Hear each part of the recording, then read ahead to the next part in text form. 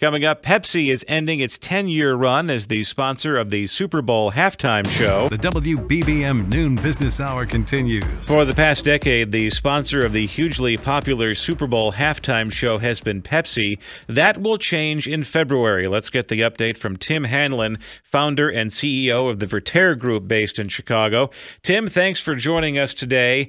The history of Apple and the Super Bowl are closely intertwined. Of course, it was the Macintosh 1984 commercial that really kicked off the tradition of the over-the-top, theatrical, innovative Super Bowl advertising, and now Apple is back on the Super Bowl in a big way.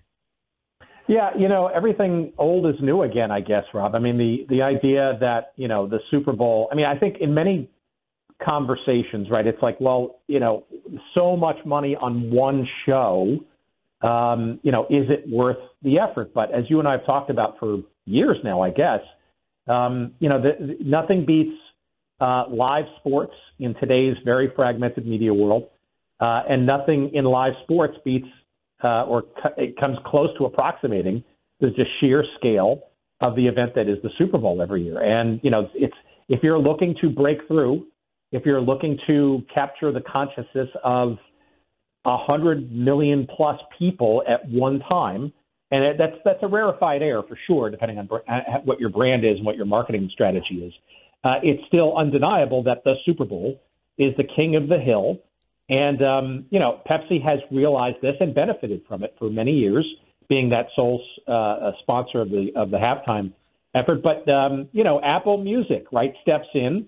And I think it becomes an intriguing sponsorship with benefits for both parties going forward, which I think goes beyond just simply brand recognition and how cool Apple Music is during the halftime show. Well, yes, the musical performance is definitely a boon to Apple Music, but at the same time, Apple TV is also vying for the NFL Sunday Ticket package, so they want to improve their sports footprint. It's interesting we're having this conversation today because a potentially history-making game is going to be broadcast by Apple TV tonight as Aaron Judge goes after Roger Maris's home run record, a game that will be streaming only. So is this also a sign of confidence that Apple really likes what it's seeing from Apple TV? Yeah, well, as a recovering Yankee fan, to the chagrin of a lot of folks, especially in the New York area, who either don't know about or can't figure out how to access Apple TV Plus. It's little apples and oranges there, right? That game is part of the ever-slicing rights approach that Major League Baseball has taken to, frankly, to the confusion and consternment of a lot of baseball fans. But make no mistake, a lot of prime, shall we say, events are going into pure play streaming environments. Last night being the latest example, Amazon Prime with the NFL. And there's no question that Apple would love to get more in the realm of sports in their realm exclusively. They struck a major deal with Major League Soccer earlier this year to literally be every touch point of Major League Soccer's games.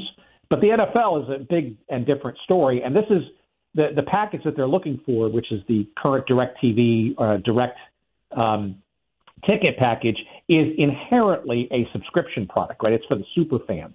So I think actually that's a place where Apple can do probably much, much better than trying to be, shall we say, a scalable also-ran or a carve-out for Major League Baseball or, onesie-twosie kinds of things.